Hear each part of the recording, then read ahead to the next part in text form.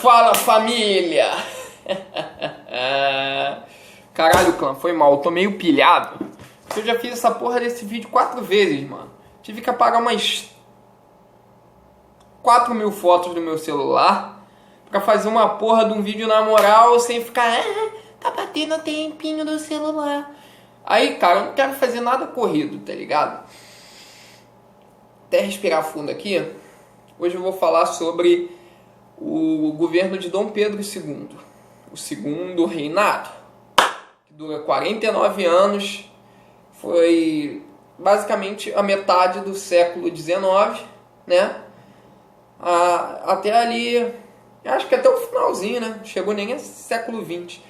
Mas, enfim, tópicos principais para você anotar essa porra. Eu vou começar falando sobre período regencial, basicamente, uma introdução, não quero falar dessa porra, porque eu acho chatinho pra caralho. Segundo, Era Mauá, que eu acho importante.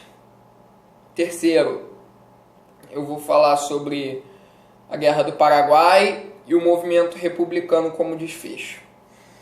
Então vamos lá. Primeiro ponto, período regencial. Você olha pra mim, José, meu tio, ele trabalha como regente. Não, tem nada a ver essa porra, foda-se, tá ligado, seu tio? Desculpa aí, brother. O período regencial foi quando o Brasil ficou basicamente governado por parlamentares. O poder era dividido em 3: legislativo, executivo e judiciário, certo? Mas aí o povo começou a ficar puto. Caralho, eu quero rei, porra! E outras coisas, né? Fome, miséria, tava tendo muito dessa porra nas regiões do Brasil, em diferentes regiões do Brasil, o que gerou diferentes revoluções.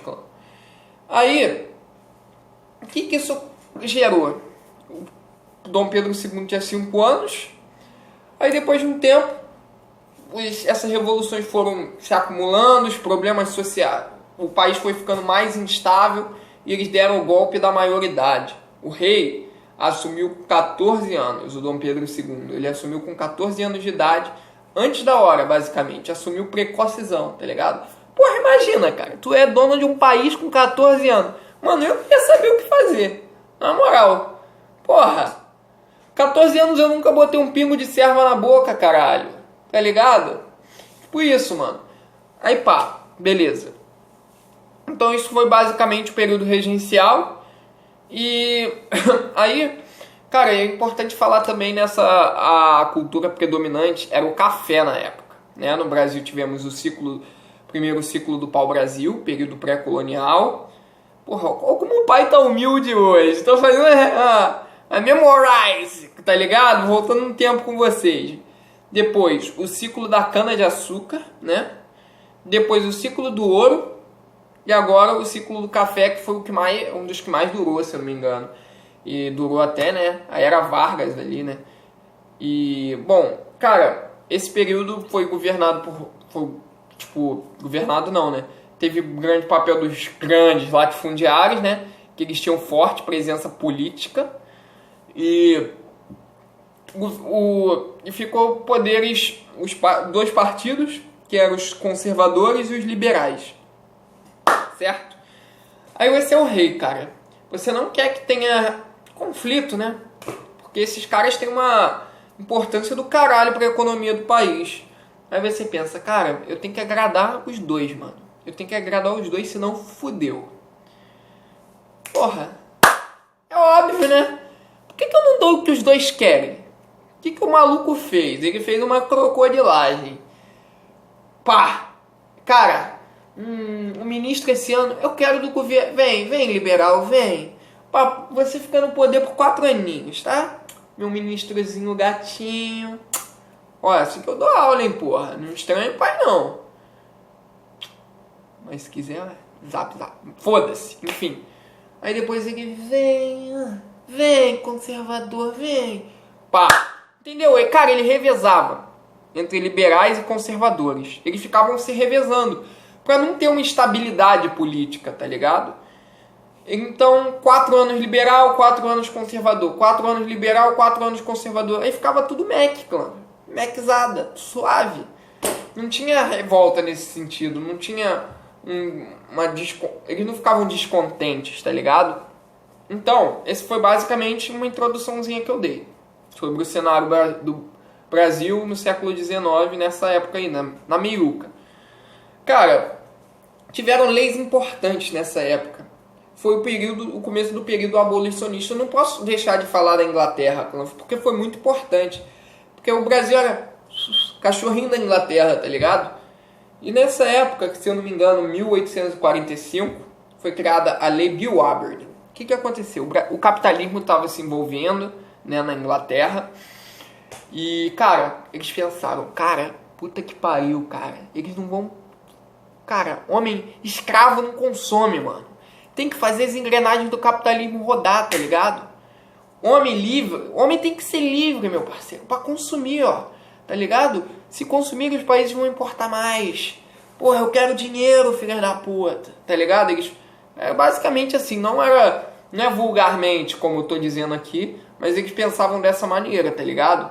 E, cara, a Lei Bill Aberdeen, a marinha inglesa bombardeava navios negreiros. Eles tinham autorização para bombardear ou apreender navios, certo? E tornar aqueles escravos que estavam no navio livres.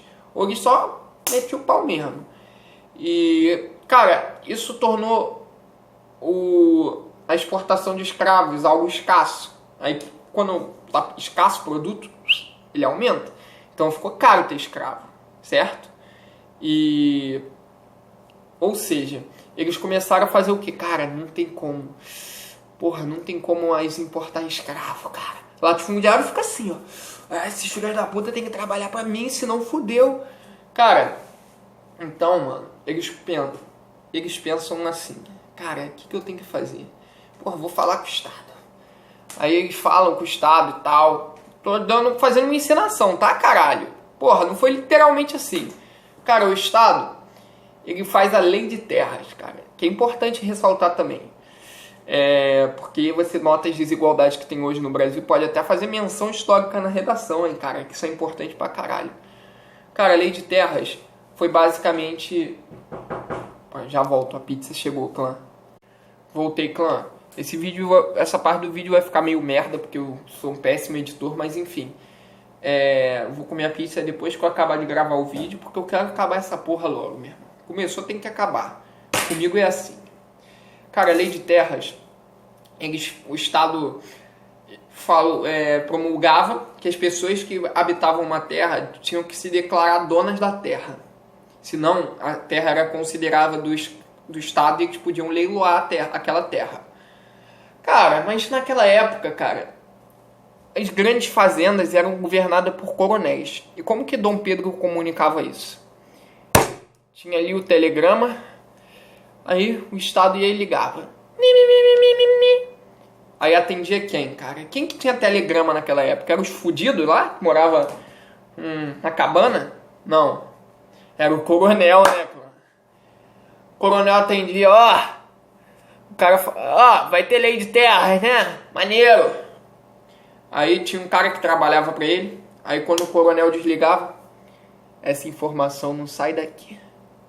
O que o coronel fazia? Ele pegava todas as terras que estavam em volta dele e comprava. Por que ele comprou? Pá! Ele declarou, ele declarou como dele, tá ligado? Como se ele fosse comprar. E quando as pessoas morriam, que moravam naquelas cabanas, aí chegavam os outros, vamos dar continuidade, esse terreno é meu. Aí aparecia o cara com um papelzinho, é teu. Lê isso daqui, lê. Basicamente isso, tá ligado? Ele basicamente pegou roubou as terras, basicamente, tá ligado? Roubou as terras das pessoas, junto ao Estado, claro. E, cara, isso é um agravante mesmo, porque, porra, hoje no Brasil, caralho, tem terra pra caralho pra pouca gente, tá ligado? O latifundiário tem a porra toda no Brasil hoje em dia, tá ligado, clã? E isso é muito importante, porque com esse dinheiro o Estado ele patrocinava imigrações de europeus para o Brasil, para vir trabalhar no Brasil. Houve até uma na tentativa de branqueamento da raça, tá ligado? Que é uma ideologia racista e revanchista, porque as pessoas não queriam dar dinheiro para os negros trabalharem para eles, sabe? Basicamente isso. E isso gerou até trabalho escravo também, de imigrantes que vinham da Itália e não tinham dinheiro para se sustentar aqui, sabe? Porque houve uma série de farsas do governo que traziam esses escravos para cá, pagava a passagem deles, e quando eles se estabeleciam, iam trabalhar na fazenda, eles iam acumulando, porque eles não tinham dinheiro suficiente para se manter. Por exemplo, eu quero comprar comida. Cara, mas onde tem comida? Na barraca do coronel. Caralho, mas eu não tenho dinheiro. Aí o coronel, tem problema não, cara. Tem problema não. Tu trabalha e paga. Ou seja, ele trabalhava pela comida, que as dívidas iam se acumulando, e era praticamente trabalho escravo. Praticamente. Ele trabalhava para poder comer, tá ligado? E as dívidas iam se acumulando.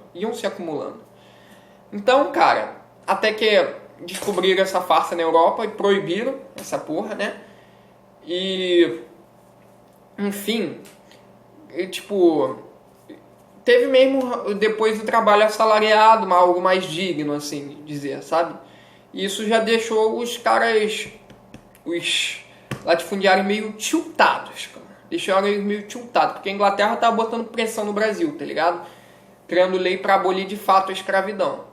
Mas antes de eu falar disso, que é no desfecho, eu tenho que falar da Elma Mauá e da Guerra do Paraguai.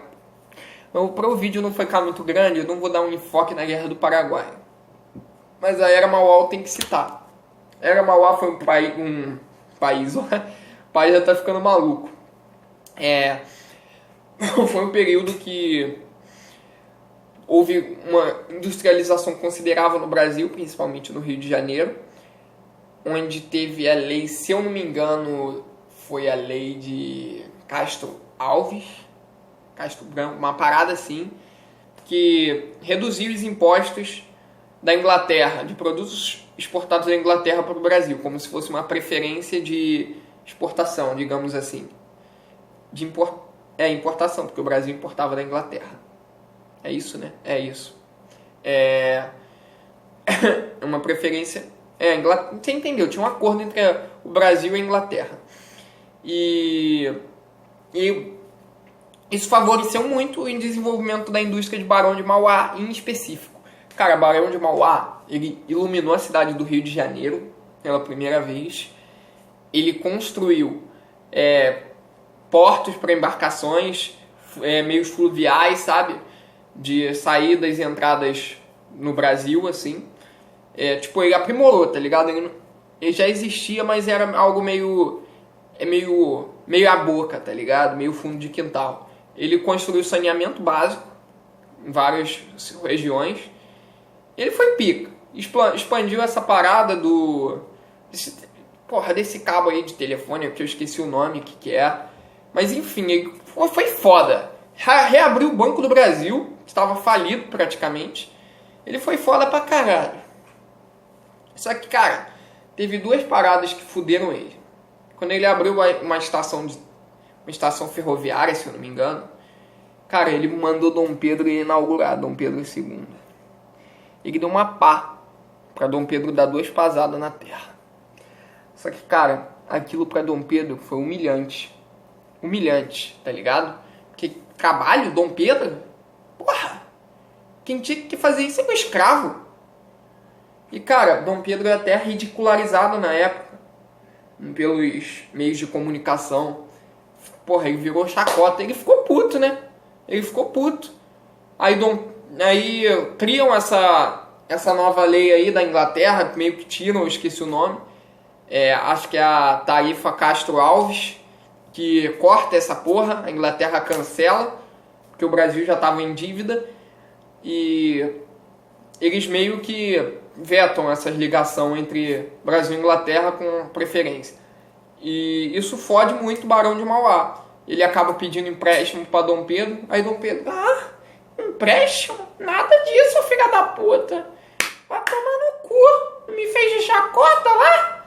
Agora se fode. Não sei porque eu falei com essa voz, mas tudo bem. E, cara, isso, porra, o cara foi quase falência, mano. O cara foi quase falência, o Barão de Mauá, por conta disso. E porque foi entrando em declínio, tá ligado? Foi entrando em declínio a produção dele, mas ele pagou tudo que ele devia pro governo, né? Ele pagou todas as dívidas dele e mesmo falindo ele ainda conseguiu se reestruturar, se reerguer e morreu rico. Só não teve essa influência que ele tinha de industrialização como antes. Agora, isso foi um surto de indústria, considerado um surto de industrialização no Brasil. Deixa eu respirar aqui, que eu falo muito rápido. Desculpa aí se eu buguei a mente de vocês. Se quiser não ter entendido, dá uma pausa nos meus tempos de fala para ir absorvendo e anotando, tá ligado? Enfim, Guerra do Paraguai. O que foi a Guerra do Paraguai? Cara, eu vou falar bem de breve sobre esse tema, porque eu quero fazer um vídeo específico para falar dele. Mas o que você tem que saber pro Enem da Guerra do Paraguai? Cara, foi uma guerra que o Brasil entrou, que morreu 50 mil soldados brasileiros. Houve o recrutamento dos voluntários da pátria, que eram negros, que eram capturados e forçados a lutar nas linhas de frente na Guerra do Paraguai. E quando o Brasil ganhou, os soldados chegam no Brasil. Porra, maneiro, cara. Porra, estamos gostosinho, ó, ganhando a guerra. Aí Dom Pedro chega, Dom Pedro II. Tão feliz por quê? Fizeram mais que obrigação. Bando de pé rapado. Cara, isso foi um insulto pros soldados. Porque morreu uma caralhada de gente. Não só de conflito armado, mas de cólera. Gerou um monte de doentes, tá ligado? Por eles não terem amplo conhecimento do território paraguaio. Isso deixa eles indignados, cara. Como que o cara me chega e me fala uma merda dessa, que eu fui inútil? Que eu não fiz mais que obrigação? Isso gera, a priori, um movimento republicano. Mas não foi só isso. Não foi só que é o desfecho do vídeo. Desfecho do vídeo. Isso não gera só o movimento republicano, não é só por parte dos soldados que queriam ter mais autonomia na política. Não era só por eles, não. Eram pela igreja. Cara, o Dom Pedro II, ele controlava a igreja de certa forma. O que ele fazia? Você tinha mais igrejas no Brasil, certo? Mas ele sabia que a igreja, ela podia, por exemplo, o padre podia falar algo contra o Dom Pedro, contra o reino, tá ligado? E, cara, o Dom Pedro ele tinha meio que uma autonomia, certo? Para deslocar o Papa para outro lugar. Ele meio que limitava o poder, o padre, ele meio que limitava o poder da igreja, basicamente. Aí surgiu um Papa, que eu não lembro o nome específico, vocês me perdoem, tá? Que ele era contra a maçonaria. Só que o que acontecia? A família de Dom Pedro II era maçom. Isso levou muitos padres no Brasil a se rebelarem, certo? Isso levou muitos padres no Brasil a se rebelarem contra o governo de Dom Pedro. E, cara, aí Dom Pedro chegou e falou, olha só, ou vocês seguem a palavra desse papa aí, papa, cara lá da puta que pariu do Vaticano, papa, perdão. Ele chega e fala assim, olha só, ou vocês vão contra a palavra desse merda aí, desse padre, desse papa, ou é a minha palavra. Senão, meu irmão, vocês vão ser presos. O que acontecia? Muitos padres se rebelaram por conta de vários motivos, dessa limitação que a igreja tinha também na economia, que eles queriam mais autonomia também. E, cara, ele começou a botar os padres, ele capturava esses cristãos rebeldes e fazia eles terem trabalho forçado, literalmente. Mas ele viu que isso ia dar merda e ele parou com isso. Ele parou com esse movimento, mas já tinha dado merda, né, cara? Ele não podia mais entrar em acordo, porque ele já tinha capturado essa gente. Isso gerou a insatisfação da igreja também. E, Cara, também tinha outra questão. Terceiro. Pensa bem. A Inglaterra botando no cu do Brasil. Basicamente, tipo, pressionando. Cara, solta esses escravos, tá ligado? Pra as engrenagens do capitalismo rodar. Aí o Brasil, começa com a lei, se eu não me engano, Lei Áurea. Não, Lei Áurea, ó, tô viajando. A lei do ventre livre, que não permitia que que tornava os filhos de escravos livres, basicamente. Por exemplo, eu sou um escravo e tive um filho. Aí ele vai ser livre. Pá, beleza. A lei do saxagenário, não sei como falar essa porra não. Que pessoas com mais de 60 anos ganhavam alforria, eram livres, mas isso era bem difícil na época. Mas enfim, essas paradas, junto com antes a lei Bill Aberdeen, a Eusébio de Queiroz, que bloqueava a entrada de escravos no Brasil, elas dificultavam os escravos, o ciclo escravista, sabe? A escravocultura. E, cara, mas só que o Dom Pedro, ele prometeu para os latifundiários, ó, cara, relaxa. Eu vou ressarcir cada escravo que vocês perderam. Só que, cara, ele não ressarciu, óbvio, né? Porra, meu irmão! Escravo pra caralho! Ele não ressarce e isso gera revolta. As pessoas começam a exigir um movimento republicano e isso derruba Dom Pedro II. E a Lei Áurea, que é em 1889 ou 1890, não me recordo tão bem, ela abole a escravidão no Brasil. E isso gera mais um impulso para o movimento republicano, certo? E, bom, é basicamente isso, galera. Basicamente isso, segundo reinado. E eu espero ter ajudado em alguma coisa. Cara, eu vou comer minha pizza, eu tô com fome. Eu agradeço aí a atenção que vocês dão pelo vídeo. Se gostou, deixa o like, ó. Ó o pai, ó o likezão. E é isso aí, galera. Tamo junto.